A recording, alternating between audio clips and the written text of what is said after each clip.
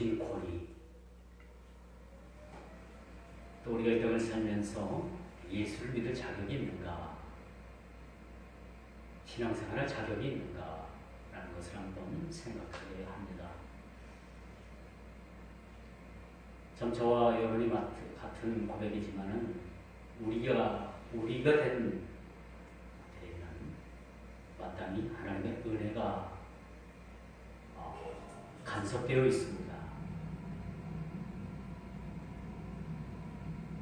나의 나된 것은 오로지 하나님의 은혜이지, 내가 그게 남보다 잘나고 또 준비되고 또 여러 가지로 어떤 특출난 것이 있어서 우리가 하나님의 자녀로서 사는 것은 아닙니다. 모든 것이 하나님의 은혜입니다. 자격으로 따진다면 아무도 하나님께서 제시하시는 그 자격에 미치는 분들이 없다고 볼 수 있죠. 오늘 말씀도 바로 그런 얘기죠. 주님께서 성전에서 가르치실 때 대제사장과 서기관들과 장로들이 찾아와서 당신이 무슨 권세로 이런 일을 행하느냐라고 말씀합니다. 성전에서 가르치실 때 가르치시는 내용을 가지고 그랬는가?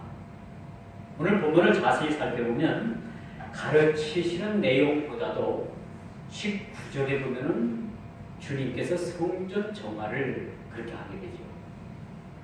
그래서 장사하는 사람들을 몰아내고 환전상들을 몰아내고 각종 짐승을 타고 사는 사람들을 몰아냈습니다. 짐승도 몰아냈습니다. 거기에 대한 항변이죠.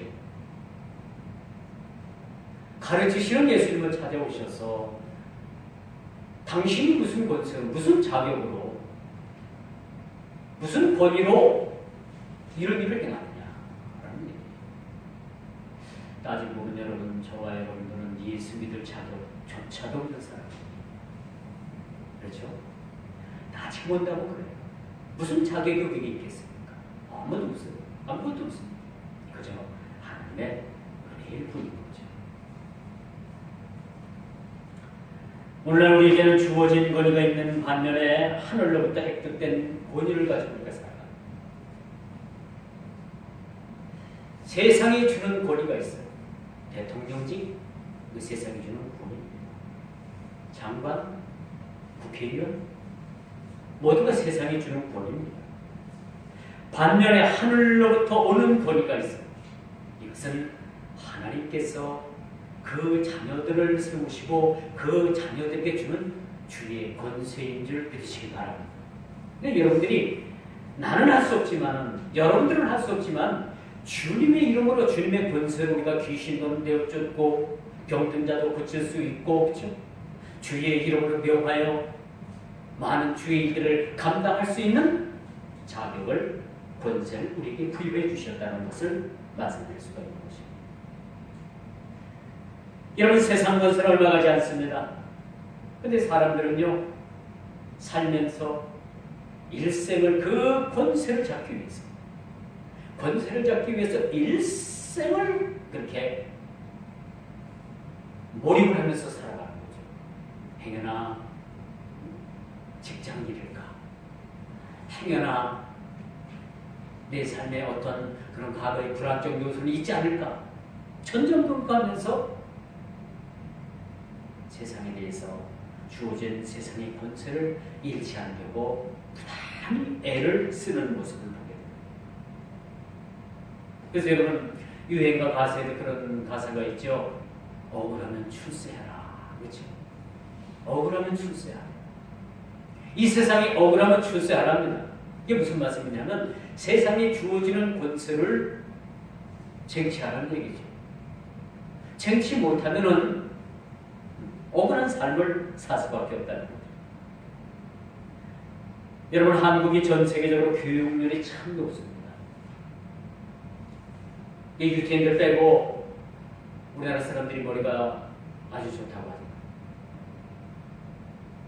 교육률이 높아요. 대학을 나와야 하고 또 스펙도 쌓아야 하고 성경의 지식도 요구해야 되고, 그래야 권세를 가지고 지배자로서의 삶을 살아갈 수 있다라고 생각을 하는 것입니다. 왜 이 땅이 교육열이 높은지 아십니까? 땅은 좁지요. 자원은 없지요.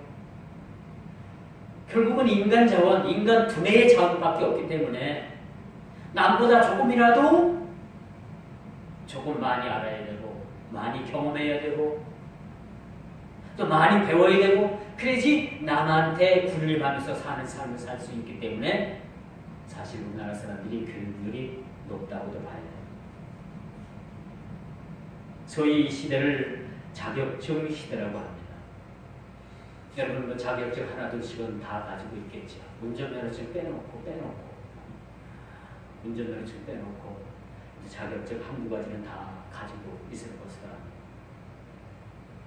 이 자격이라는 것이 뭐냐? 이 자격을 갖게 되면 그만큼 자격에 주어진 만큼 권세를 가질 수 있다. 권위를 갖게 됩니다.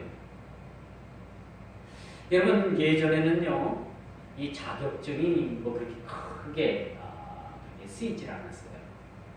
자격증을 공부하는 사람들이 한두 개 따놓는 걸로 생각을 했고 작업 현장에서는 이 자격증을 가진 이 기능공보다는 숙련공을 훨씬 더 알아줬습니다.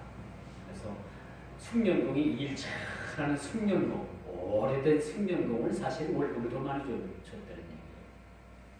뭐 자격증 있는 사람은 그냥 공부만 했지 이 실무적인 경험이 없으니까 뭐 일도 잘 하지는 못해요. 그러니까 숙련공을 그렇게 보수를 더 많이 줬어요. 근데 어느 때인가부터 이것이 전세가 역전됐습니다. 숙련공보다도 이 기능을 가지고 있는 자격을 가지고 있는 사람을 그렇게 대우를 하기 시작을 했습니다. 그야말로 요즘 바야흐로 자격증 시대에 살아가고 있습니다. 여러분 자격증을 몇 개 정도나 가지고 계십니까? 저도 따지고 보니까 몇 개는 가지고 있더라고요. 자격증을. 여러분 이 자격증이라는 것은 이 사람에게 권위를 부여해 주는 거예요. 권위를. 이 분야에서만큼은 이 사람이 권위가 있다라는 것을 인정해 주는 거예요.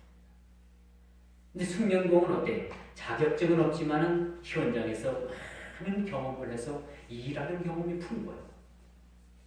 근데 사실 어떤 일을 해서 일이 사고가 났다 하면 책임 누구에게 돌아가느냐? 자격이 있는 사람한테 책임이 돌아가요. 숙련공은 싹 빠지더라고요. 그래서 여러분 현장에서는 이제는 숙련공보다는 숙련공도 물론 필요하겠죠. 숙련공보다는 자격을 가지고 있는 권위를 있는 사람을 지도자로 또 책임자로 세우는 모습을 볼 수가 있었어요. 자동차도 마찬가지죠. 자동차도 아무리 기술이 좋고 그렇게 잘 고치는 사람도 그 사람을 책임자로 세워주지 않습니다.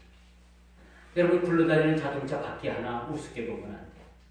그 바퀴 하나를 갖다가 그 너트 하나를 덜 조이고 조금 덜 조이고 더 조이고 적당하게 조이는 차이에 따라서 덜 조이든가 더 조이게 되면요 그 안에 베어링이 망가져서 그것이 운행을 하다 차 바퀴가 빠져나옵니다.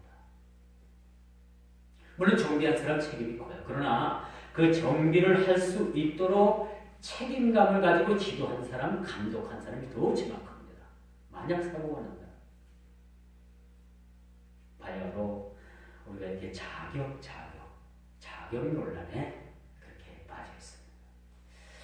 어떤 사람은 자격이 돼서 맡겨진 일들을 잘 감당하는 분들이 있는가 하면 자격에 미치지 못해서 미달돼서 그 일을 접어야 되는 분들도 조금 보게 됩니다. 오늘 우리에게 주어진 이 말씀이 오늘 주신 말씀이 무슨 말씀이냐? 이 유대 지도자들이 예수님을 찾아와서 성전에서 가르치시는 예수님을 향해서 당신이 무슨 자격이 있어서 성전을 점화하며 이 성전에서 이 거룩한 성전에서 사람들을 가르치느냐라는 말이에요. 제가 무슨 자격이 있어서 여러분 앞에 서서 하나님의 말씀을 대언한다는 말씀입니까? 저는 자격이 없는 사람이에요. 그저 하나님의 은혜로서 하나님의 복음의 말씀을 여러분들보다 조금 더 알기에 나서서 말씀을 전하는 것뿐입니다. 이런 자격을 하나님께서 우리에게 주신 겁니다. 소위 배워서 남주랴라는 말이 어느 한때 유행어처럼 그렇게 많은 사람의 입에 오르내린 적이 있습니다. 배워서 남주랴.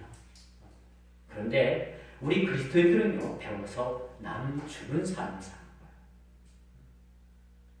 많은 사람들은요, 예수 믿지 않는 사람들은 배워서 자기 삶을 위해서 살아가지만 우리 믿는 성도들은 배워서 남을 주는 삶을 사는 거예요. 이게 그리스도의 정신인 거죠. 이것이 우리가 배우는 목적입니다. 이것이 우리 그리스도인들이 세상을 살아가는 목적입니다. 배워서 남을 줘야 돼요. 또 나보다는 남을 낫게 여기는 마음을 갖는 것이 우리 그리스도인들의 마음입니다.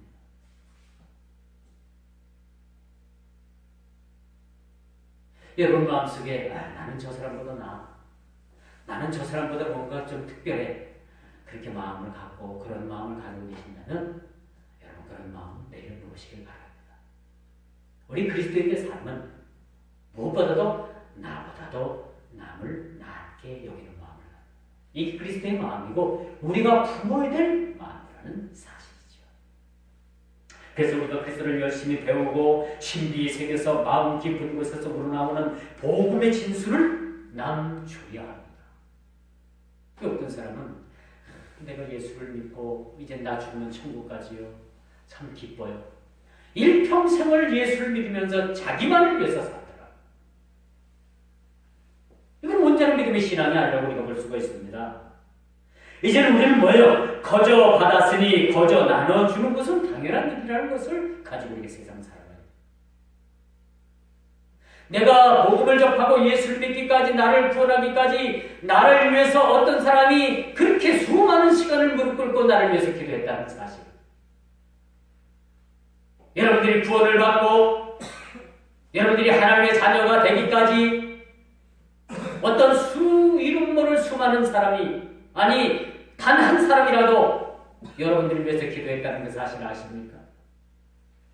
이제 우리가 예수를 믿는다는 것은 거저 받았으니 거저 나누어 주는 것은 당연한 일이라는 것을 우리가 깨달아 알아야 하는 것이죠.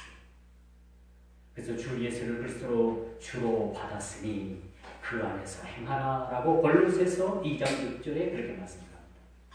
주신 권세를 가지고 생명의 복음을 전해야 된다는 말씀이죠.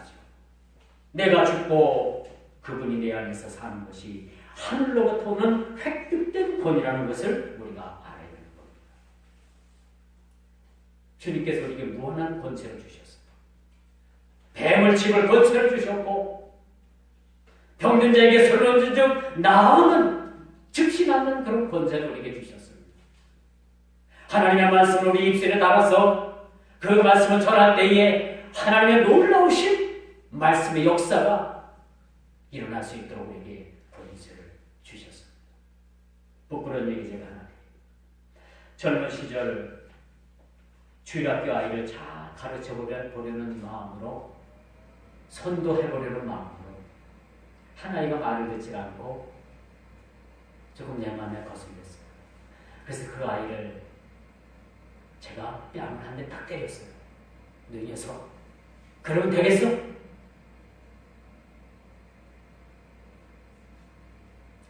그런데 사고의 발단은 거기서 끝난 것이 아니라 그 맞았다는 아이가 자기 부모한테 얘기를 하고 그 부모는 그 일을 문제를 삼았어요. 그때 그 아이는 심한 감기로 인해서 한쪽 편에 나중에 한 사실이지만 편도선이 섰더라고요. 편도선이 섰고 이제 막 그쪽 맞은 쪽이 아프니까 이게 뭐가 큰일 났나 보다 해가지고 여기 병원을 막 다 쫓아다니는 거야.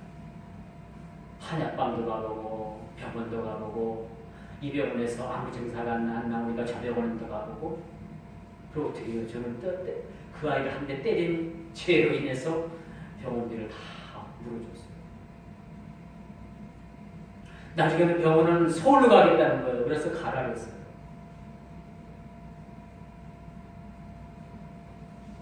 곤란을 많이 겪었습니다. 제 딴에는 물론 방법이 틀렸습니다. 제 딴에는 그 아이가 좀 예수를 좀 잘 믿고 말을 좀 잘 들었으면 좋겠다는 의미로 그냥 한 대 딱 때렸는데 그게 크게 문제가 돼요. 그래서 제3자가 개입이 되고 다른 교회 그 목회자가 개입이 되고 여기저기 뭐 자기 친척이 개입이 돼가지고 그냥 눈덩이처럼 크게 이게 확대가 됐어요. 그래서 결국은 제가 경찰에 고발이 됐습니다. 경찰에 고소가 돼가지고 제가 가서 조사를 받았어요. 30년 넘는 얘기, 전 얘기니까 그냥 얘기 들어보시면. 그래서 경찰서 가서 조사를 받았죠. 그래서 어떻게 해요? 조사를 받고 바로 검찰로 넘기더라고요. 검찰로 넘어갔어요. 근데 전 너무 억울한 거예요. 아프다고 해서 병원비 탁 물어주고. 그래서 나중에는 그 품으려고 하는 거예요. 그래서 내 양심상 그렇게는 못하겠더라고요. 그때 당시 액수가 얼마인지 잘 모르지만 돈을 요구하는 거야. 치료비 다 내줬는데 너무 억울해가지고 제가 합의를 못 봐줬어요. 안 봐줬어요. 돈이 없는 것도 아니었어요. 합의를 못 봐줬어요. 검찰로 넘어가가지고 저 검사 앞에서 제가 조사를 또 받았죠. 참 난생 처음 제가 경찰관도 가보고 검사 앞에도 한번 가봤습니다. 가서 이제 자초지종 얘기를 쭉 하고서 그랬더니 검찰로 넘어온 그 자료에 보니까 제가 그 치료해주고 그랬던 이야기가 하나도 없어요. 그래서 검사 앞에서 제가 얘기를 했죠. 사실 여차여차해서 제가 치료비 다 지금 대드렸고 아프다고 해서 치료비 다 줬는데 이렇게 금품을 너무 많이 요구해서 제가 이게 참 아닌가 싶어서 여기까지 왔다. 그랬더니 각 병원에 가서 그 진찰받은 기록, 그 영수증 그런 거 다 해요. 그래서 다 제가 서류로 구비해다가 줬어요. 줬더니 검사가 그러는 거예요. 그냥 여기서 그냥 끝내라고. 그래서 저쪽에서는 어차피 피해자니까 제가 뺨 한 대로 세게 때려요. 그냥 톡 때린 거예요. 근데 이 아이가 편도선이 있었던 거예요. 나중에 알고 보니까 편도선인 거예요. 그래서 제가 검사가 그러더라고요. 검사가 또 보니까 저하고 또 같은 성씨예요. 같은 학년이고. 그래서 검사가 그러지 말고 그냥 적당히 해서 넘기라고 해서 그냥 넘어갔습니다. 제가 그래서 참 젊을 때지만 그런 경험을 한번 했어요. 그런데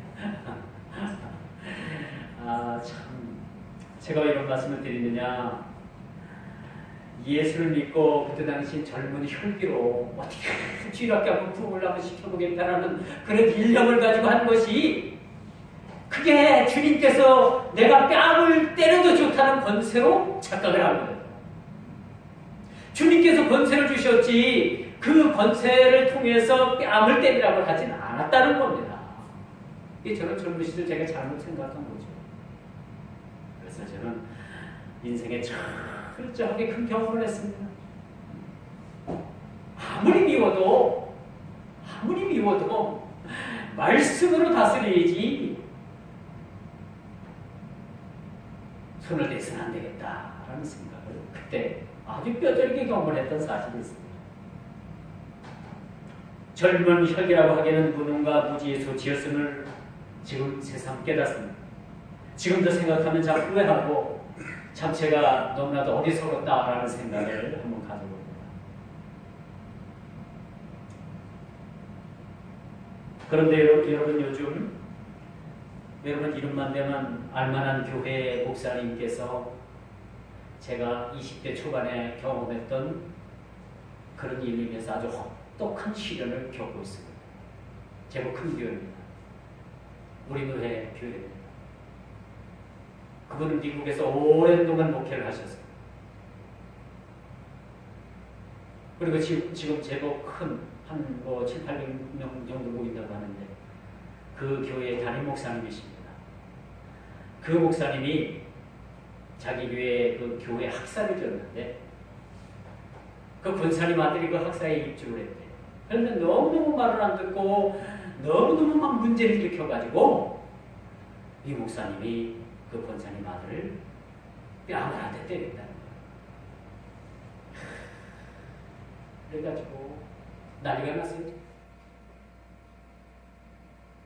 그래서 그 교회 장로님들이 뭐 꽤 여러분들 됩니다만 그 목사 장로님들이 다 찾아가가지고 그 권사님 앞에 무릎 꿇고 제발 용서해라. 그렇게 싹싹 빌었대요. 그런데 안 된답니다. 목사님이 찾아가가지고 무릎 꿇고 제가 잘못했습니다. 제가 어리석었습니다. 용서해 주십시오. 그래도 안 된답니다. 그래서 결국은 이게 고소 고발 사건이 돼버린 것 같아요. 그래서 그 담임 목사님은 지금 한 달간 당회에서 근신을 내려서 대기하라고 한 달간 기도를 가는데 어쨌거나 손을 댄 사람이 잘못인 거예요. 그렇죠? 여러분 아무리 비워도 여러분들 손을 대서는 안 된다는 사실. 그래서 이 목사님은 미국에서 목회 경험도 많고 저보다도 연세가 꽤 많은 분이에요. 그런데 그런 말을 제가 듣고 야 나는 20대 때 그런 경험을 했는데 저분은 나이가 나보다도 훨씬 많은 분이 아직도 저런 걸 깨닫지 못했나. 제가 그런 생각이 얼핏 들어요. 엊그제 우리 목사님들끼리 만나가지고 그런 얘기를 하다가 그 목사님 지금 근심 중이래요. 지금 교회 강단에서 설교도 못하고 한 달간 지금 기도를 넣어가지고 기도하고 있고 대기 발령 상태랍니다. 여러분 참 교회에 흘려가는 그런 말로 듣기에는 너무나도 참 시대도 악하고 그 목사님이 그 권사님 아들을 손찌검한 건 뭐 미워서 했겠어요? 잘 되라고 했겠죠. 그렇죠? 잘 되라고. 근데 안 된답니다. 해결이 안 된대요. 어떡합니까? 여러분 참 이런 일도 있습니다. 저는 젊어서 이런 경험을 해서 참 인생의 참 경험으로 이것을 가지고 있지만 그분은 어쩌자고 이제 나이가 벌써 그렇게 되신 분이 어쩌자고 그런 일을 해서 그렇게 곤란을 겪는가. 전 그런 생각을 한번 가져보기도 합니다. 여러분 이렇게 획득된 권위를 내려놓고 세상이 준 권위를 가지고 가르치고 징계를 할 때 이런 결과가 나오는 거예요. 주의 권위를 가지고 가르친다면 주의 훈계와 도로 말미암아 가르쳐 있어야지. 그렇죠? 세상 권세, 세상이 주는 권위를 가지고 선지급을 하니까 이게 법적으로 저촉이 되는 거예요. 법적. 여러분 주어진 권위는 오래가지 못합니다. 여러분 대통령도 5년 단기 근무를 하면 끝나게 됩니다. 스스로에 의해 제도에 의해서 주어진 권위는 소위 유통기한에 따른다는 거죠. 세상에 주는 권위는 이것이 무한정적이지 않아요. 소위 유통기한이 있다는 얘기죠. 아무리 잘 나가는 사람도 그 자리에서 내려오게 되면은 다시는 그 권위를 찾을 수는 없는 겁니다. 그런데 여러분 주님께서는요, 우리 예수님께서는 하늘 권세, 하늘 보좌를 버리시고 인간의 형상을 입고 이 땅에 오셨습니다. 하늘 권세를 버리신 거예요. 우리 예수님께서 뭐가 답답하셔가지고 하늘 보좌를 박차시고 그 권세를 버리시고 우리와 똑같은 사람으로 이 땅에 오셨다는가 라는 것을 우리가 한번 생각해 봐야 됩니다. 주님 스스로도 그 큰 권위를 버리셨습니다. 그리고 그 권위를 버리시고 우리를 섬기기 위해서, 저와 여러분들을 섬기기 위해서 이 땅에 강림하셨다는 사실.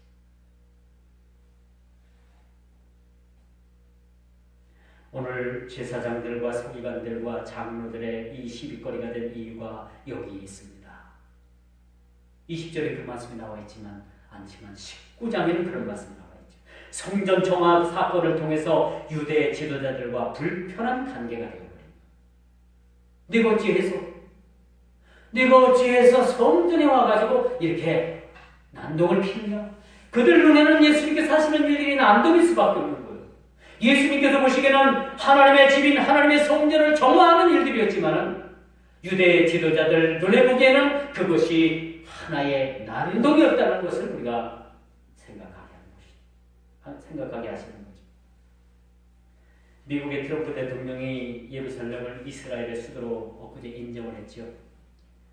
그것 때문에 난리가 났습니다. 유럽 그 공동체 5개국에서는 이것을 유행할 수 없다라고 얘기를 하고, 팔레스타인 지역이나 또 아랍에미레이트 그 연방, 아랍 연방에서는 이것을 용납할 수 없다라고 해서 지금 세계 여론이 막 들끓고 있습니다.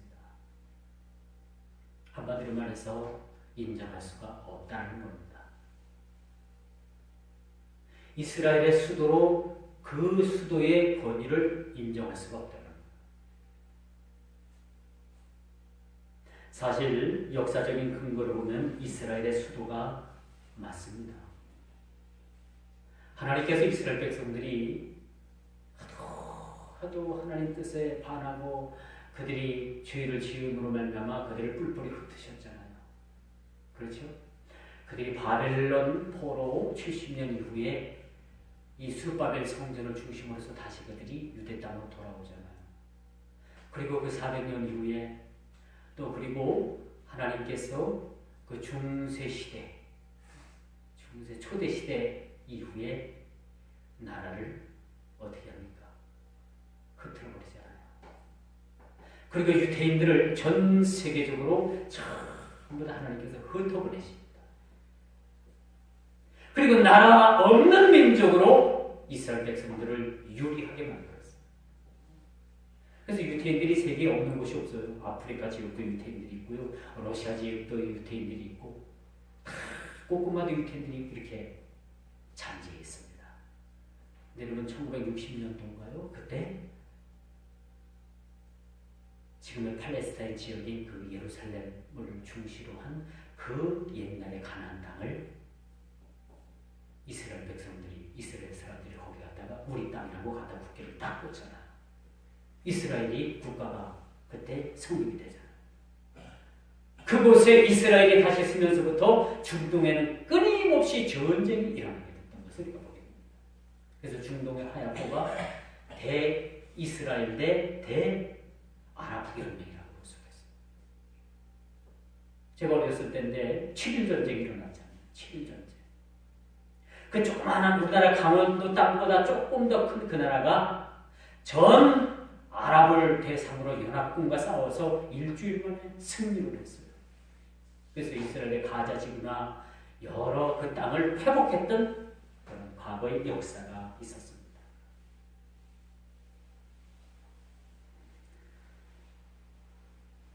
팔레스타인 지역에 그 팔레스타인 지역 사람들이 들어와서 이스라엘 옛 땅에 둥지를 틀었죠. 지금 문제는 뭐냐? 내 것이냐, 내 것이냐, 내 것이냐, 내 것이냐라는 것을 놓고 지금 싸우고 있습니다. 지금껏 누리던 그들의 기득권이 상실될 위기에 놓였던 거예요.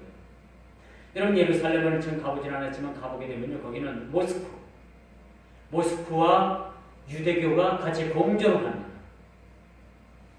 그렇기 때문에 모스크에서는 모슬렘 사람들은 거기가 그들의 성지라고 생각을 하고, 이스라엘 사람들은 거기서 유대교가 발원했던 지역이라고 이렇게 이야기를 합니다. 그러니까 그들의 종교적인 관점에서 보면 그것이 매우 중요한 지역이라고 생각을 해요. 그래서 지금도 그 분쟁이 끊이지 않는 모습을 우리가 보게 됩니다. 첨예하게 이 종교 때문에 대립을 하고 있는 것이 지금 예루살렘 지역이라고 볼 수가 있습니다. 왜 제가 이런 말씀을 드립니다? 왜 드리냐 하면은 그 예루살렘이라는 그 지역이 유대인들이 점령을 하느냐 팔레스타인들이 지금 점령을 하느냐에 따라서 자기네들이 가지고 있는 종교 간의 그런 막대한 영향력을 주기 때문이라고 볼 수가 있겠죠. 한마디로 자격, 한마디로 권위, 한마디로 권세에 대한 문제가 결부되어 있기 때문이라고 우리가 볼 수가 있습니다. 여러분, 유대인 지도자들은 예수님께 찾아오셔서 그런 말씀을 합니다. 이렇게 묻습니다. 당신이 뭐길래 이런 권세를 부리느냐? 당신이 어떤 권세를 가지고 있길래 성전에서 가르치며 당신이 우리가 그토록 많은 사람들을 임대를 놔가지고 우리의 유익이 창출됐던 그 성전에 매매하는 일들을 당신이 하루 순간에 그렇게 엎어버렸느냐? 도대체 당신이 누구냐? 당신이 그렇게 일할 만한 사람이고 당신이 그렇게 일할 만한 자격을 갖춘 사람이냐라는 것을 묻게 된다는 사실을 우리가 봅니다. 이처럼 성전 정화일로 인해서 감정이 상해 있는 제사장들과 서기관들과 장로들에게는 그들의 눈에는 우리 예수님께서 눈에 가실 수밖에 없었던 거죠. 그들의 눈에는 나사렛 출신 목수의 아들로밖에 예수님이 보이지 않았기 때문입니다.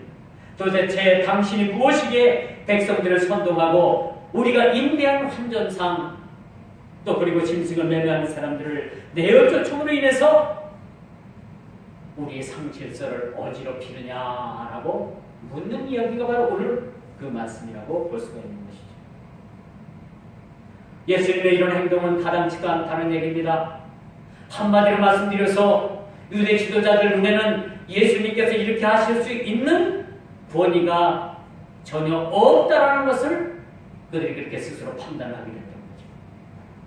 예수님을 향해서 당신은 그런 자격이 없다라고 그렇게 예수님을 향해서 말씀을 하게 되는 겁니다. 사실 자격이 없는 사람이 의사명함 없는 사람이 여러분 아픈 사람을 수술을 한다고 생각해봐. 이거 끔찍한 일이죠. 끔찍해요.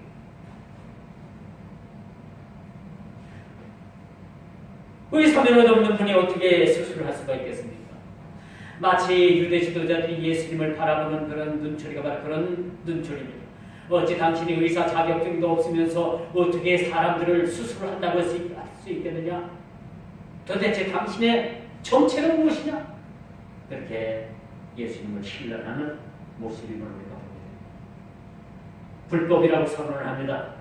그로 인해서 제사장과 서기관들이 예수님을 향해서 당신이 행하는 것은 옳지 않다. 당신은 그럴 만한 자격이 없다라는 것을 그렇게 예수님께 묻게 됩니다. 그러면서 무슨 권세로 당신이 이런 일을 하느냐? 예수님께서 여기에 대해서 그들의 함정에 빠져요. 그 유대 지도자를 향해서 그러면 나도 한마디 묻겠는데 요즘 세례 요한이 요단강에서 세례를 준다고 하던데 당신도 알고 있느냐? 알고 있다. 그러면 그 세례를 베푸는 세례 요한이 누구냐라고 이 서기관들과 서기관들과 제사장들과 장로들에게 묻습니다. 순식간에 분위기가 얼어붙었죠. 그리고 그들은 대답을 하지 못합니다. 아무 말도 하지 못해요.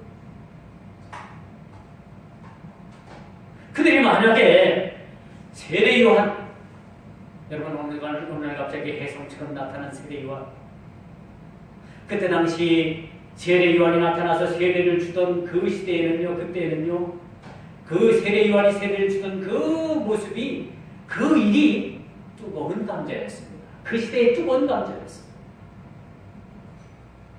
유대 지도자들도 어찌할 수가 없었습니다. 많은 사람들이 그 세례 요한에게 나와가지고 불세례를 받았죠. 날마다 요단강이 그냥 줄이 쫙 서져 있고 늦도록 그렇게 세례 받는 사람들이 이렇게 많이 있었다는 것. 이걸 보고 유대 지도자들은 뭐라고 생각을 했겠습니까? 만약에 세례 요한이 주는 세례가 하늘로부터라고 인정을 한다면 하늘보다 더 큰 예수님보다 더 큰 사람이 바로 예수님이신데 예수님을 인정하는 꼴이 될 수밖에 없었고, 만약에 세례 요한이 하는 일이 사람에게서 나온 일이라고 그들이 인정을 한다면 그때 당시에 많은 사람들이 세례 요한을 선지자로 알고 있었는데 많은 사람들로부터 돌로 맞아 죽을 위기에 놓여 있었기 때문에 하늘로라고 하면은 예수님을 인정하는 꼴밖에 안 되고, 사람에게라고 한다면 많은 사람들에게 돌에 맞을 위기에 놓여 있었기 때문에 이러지도 못하고 저러지도 못하고 그저 예수님의 부름에 묵묵무답일 수밖에 없었습니다. 묵묵무답일 수밖에 없었어요. 예수님께서 말씀하시죠. 왜 말이 없느냐? 아무 말도 못하겠습니다. 그렇다면 너희들이 나를 누구냐? 내가 무슨 권세로 일을 하느냐라는 것을 묻는 그 자체를 나도 말하지 않겠다라고 말했습니다. 여러분, 여기서 우리가 한 가지 짚고 넘어가야 될 부분들이 있습니다.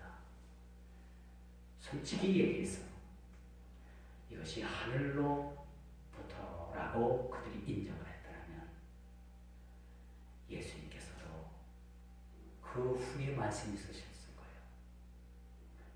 세례요한은 나보다 먼저 와서 내 길을 예비하는 자였고 그는 물로 세례를 주거니와 나는 불과 물 성령과 불로 세례를 주는 자가 바로 나라는 사실. 세례요한은 물로 세례를 주었지만 나는 불로 너희를 세례를 줄 것이다 라는 말씀을 하셨을 거예요. 적어도 그 사람들에게는 그런 말씀을 들을 기회를 잃어버렸다는 겁니다. 여러분, 우리가 하나님의 말씀을 들을 때가 있지 않다는 것을 여러분 염두에 두시기 바랍니다. 마지막 때 핍박 때가 되면요, 여러분, 하나님의 말씀도 우리가 자유롭게 전하지 못할 때가 옵니다. 그때가 되면 우리가 예수를 믿고 싶어도, 그때가 되면 우리가 예수를 믿고 싶어도 믿지 못할 그런 상황이 우리에게 올 수도 있습니다. 지금 얼마나 좋아요. 대한민국이 여러분 참 인권이 많이, 민주주의가 많이 발전된 나라 같습니다. 물론 비리가 많아요. 그렇지만 여러분, 대한민국이 독일에 있는 무슨 독일에서 주는 상이 있었는데 그 상을 대한민국이 받았어요. 민주주의 상입니다. 어찌 보면 우리나라가 민주주의가요, 미국보다도 더 월등하게 지금 발전된 것 같아요. 민주주의. 이 세계 많은 사람들이 우리나라 민주주의에 대해서 높이 평가합니다. 그런데 기업, 경제, 경영인, 공직에 있는 분들의 어떤 청렴도, 이것은 OECD 국가 중에서도 거의 최하위 수준. 민주주의는 많이 발전을 했습니다. 이렇게 대제사장들과 서기관들과 장로들이 예수님을 찾아와서 예수님을 신문하는 이 자들이 예수님께서 주시는 그런 복음의 구원으로의 초대가 아쉽지만 이루어지지 못했다는 것. 좀 더 우리가 좀 더 솔직해 봅시다. 만약에 우리가 그때 당시에 유대 지도자들이었다면, 세례요한이 하늘로부터 오는 그런 권세를 가지고 세례를 줬다면, 세례요한보다도 더 크니 하늘 보좌를 버리고 이 땅에 오셔서 친히 우리를 구원하시기 위해서 이 땅에 오신 그 예수님, 그 예수님이 누구인지를 알았다면 자기들의 알량한 자존심을 내세울 것이 아니라 예수님 앞에 무릎을 꿇고 예수님께서 주시는 구원을 그들이 받아들였어야 된다는 사실들을 우리가 보게 됩니다. 말 한마디, 딱 한마디 봅니다. 하늘로부터 오는 권세인 줄 압니다. 만약에 성경에 그렇게 쓰여져 있었더라면 이렇게 고백한 사람들은 물론이군요, 이 주위 사람들이 다 예수님으로부터 구원을 받았을 거예요. 이 말 한마디 때문에 그들은 영영 구원에서 멀어졌다는 사실을 우리가 보게 됩니다. 여러분, 세상 권세, 대제사장이 누리고 장로들이 누리고 서기관들이 누리는 그 권세는 그게 죽으면 끝나는 거예요. 짧은 거예요. 건들 10년 화무백이 11억이라는 말이 있습니다. 세상 권력이 10년을 가지 못하고 붉은 꽃이 10일을 넘기지 못한다는 말이에요. 아무리 세상 권력이 대단해 보여도 10년 넘는 권력이 그렇게 넘기면 크지 않더라고요. 많지 않더라고요. 없어요. 아무리 꽃이 붉고 아름다워도 10일 후에는 시들고 메마르고 떨어지더라는 얘기입니다. 이것이 세상이 주는 권세입니다. 그러나 하나님께서 주시는 하늘의 권세, 하늘로부터 주어지는 획득된 권세, 이 권세는 영원 무궁한 줄 믿으시기 바랍니다. 우리가 하나님 자녀가 됐다는 건요, 하나님의 권세를 받았다는 거예요. 이 하나님의 자녀된 우리의 이 권세, 이 자격을 누가 빼앗아갈 수가 있겠습니까? 아무도 없어요. 하나님 자녀 되었다는 이 자녀에 대한 이 자격, 아무도 빼앗을 수가 없는 거예요. 이처럼 하늘로부터 주는 권세는 영원하고, 사랑하는 성도 여러분, 지금 무엇을 붙잡겠습니까? 세상적인 권세가 있고 하나님께서 주신 권세가 있다면 무엇을 붙잡겠어요? 둘 다 잡겠다고요? 아무래도 둘 다 잡으면 더 좋죠. 그러나 딱 한 가지를 선택하라면, 택일을 하라면 어떤 권세를 여러분이 잡겠습니까? 이 생에 보이는 자랑, 영광, 보암직도 하고 먹음직도 하고 그런 세상 권세를 잡겠습니까? 하늘 권세를 잡겠습니까? 세례요한의 세례를 하늘의 권세를 인정만 했더라면 마지막 저들에게도 구원에 이르는 기회가 주어졌을 겁니다. 예수님을 밝혀볼 수 있는 그러한 눈이 띄어졌을 거예요.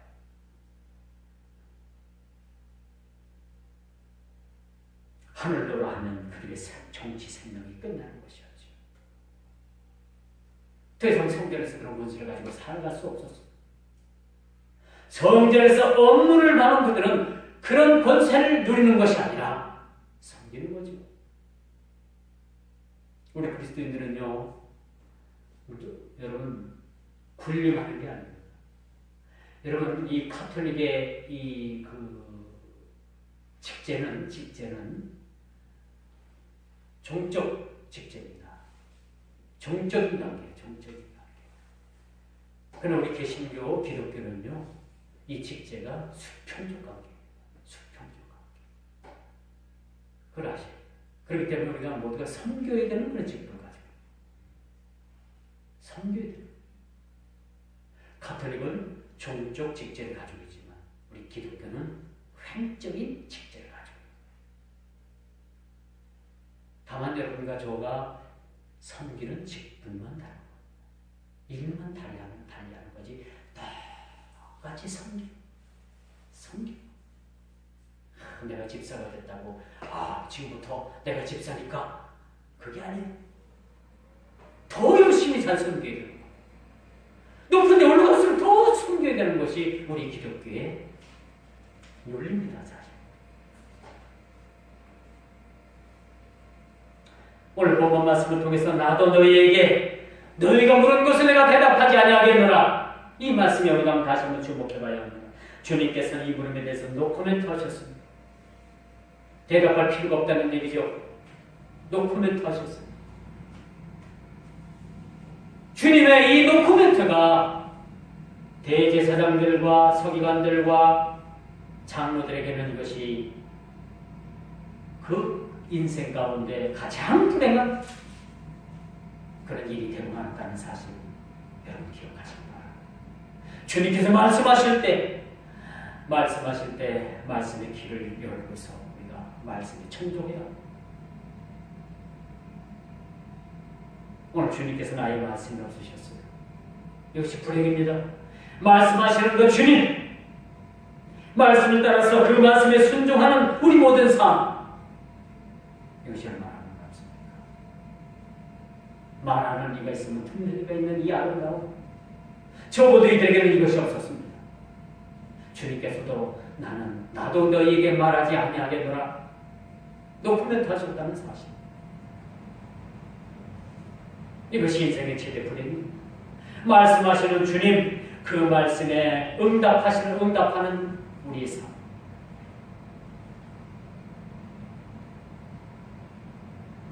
주님께서는 이 절을 통해서도 말씀하십니다. 저와 여러분들을 통해서 대화하시길 원하십니다. 대화의 창을 열어두고 계십니다. 우리의 삶을 주님께서 돌아보고 계십니다.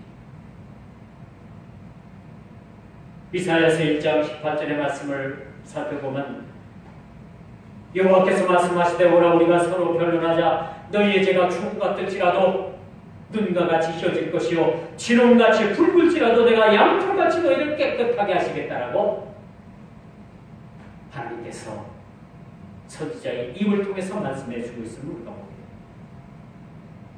하나님의 말씀에 귀를 기울여야 합니다. 어느 때인가 하나님께서 침묵하실 때가 분명히 오실 겁니다. 말씀을 듣고 싶어도 그 말씀을 듣지 못하는 시대가 우리에게 올 겁니다. 이 시대가 말씀의 고갈이 아니라 하나님의 말씀이 없어서가 아니라 듣는 이가 없어서 하나님의 말씀이 없다라는 그런 불행한 일이 없도록 우리는 하나님의 말씀에 귀 기울이고 하늘에서 주어지는 그 권세를 가지고서 우리가 이 권세를 통해서 우리가 군림하는 것이 아니고 우리가 누리고 서로 섬기고 하늘의 권세를 나눌 수 있는 그런 삶이 되어져야 된다는 사실입니다. 우리가 익히 깨달아야 된다는 사실이죠. 주님께서는 말씀하십니다. 하늘의 권세를 가지고 죽을 영혼을 살리라고 말해줍니다. 하늘의 권세를 가지고서 죽을 영혼을 살리는 것은 우리에게 하나님께서 우리에게 권세를 주셨다는 거죠. 이 권세를 가지고 우리가 세상을 살아가야 하는 것이죠. 이제 저와 여러분들에게 주어진 이런 시대의 흐름을 읽는 것입니다. 이 시대가 과연 어떤 시대인가? 말씀을 들을 만한 시대요, 은혜 받을 만한 시대요, 그런 시대에 우리가 살아가고 있습니다. 이 시대에는 평범한 죽음을 거부하는 삶을 살아야 합니다. 이 시대에 여러분 그저 나는 그런 평범한 삶을 살고 싶어요. 그렇게 살아서는 안 된다는 것. 이 시대는 여러분 많은 꿈을 꿔야 됩니다. 많은 일을 감당할 수 있도록 여러분들이 많은 비전을 가져야 된다는 얘기죠. 그리고 30대에는 여러분 사명감에 불타는 그런 삶을 여러분들이 살아야 돼요. 30대는 여러분 인생의 한경기 아닙니까? 30대에는 여러분 그렇게 밤낮 없이 일을 해도 지칠 줄도 모르고요. 그렇게 주의를 감당해도 여러분들이 지칠 줄도 모르는 그러한 나이라고 볼 수가 있습니다. 40대에는 여러분 분명한 여러분의 목회에 분명한 철학을 가지고 여러분들이 세상을 살아가요. 인생 40을 살았으면요, 이젠 자기의 인생의 철학이 딱 정립이 돼요. 아, 인생이 이런 거구나. 삶이 이런 거구나. 아, 인생은 이렇게 살아야 되겠다라고 지향하는 삶을 살아야 돼요. 인생의 철학이 분명히 서 있는 것이 40대이라고 우리가 볼 수가 있습니다. 이제 우리는 40대를 넘기고 또 다른 목회, 또 다른 우리가 삶의 방식에 삶을 모색해야 되는 즈음에 놓여 있습니다. 물론 그 이후에 여러분들 그 연세 드신 분들도 있습니다. 그렇지만 여러분 분명한 것은 이제 우리는 시대착오적인 방법을 모방해서는 더더욱 답이 나오지 않는다는 사실들을 알아야 되는 것이죠. 과거에 답습했던 그 착오적인 일들을 오늘날 우리가 이 일들을 거듭된다면 우리 인생은 또 다른 실패를 경험하지 않을 수가 없다는 것. 시대의 착오적인 방법을 모방하지 말고 하나님의 창의적인 그런 말씀을 통해서 우리 모든 인생을 정립하고 무엇보다도 하늘에서 우리에게 주어주신 그 획득된 권위를 가지고 우리가 세상을 살아가야 된다는 것. 세상에 주는 권세, 세상에 주는 그런 권위, 그것은 여러분 잠시 잠깐일 수밖에 없어요.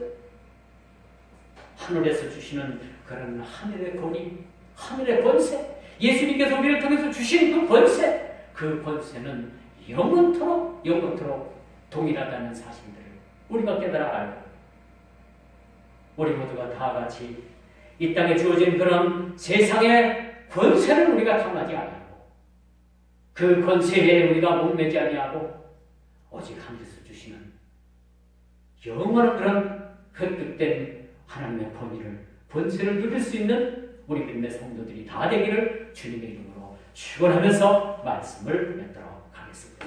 기도합니다.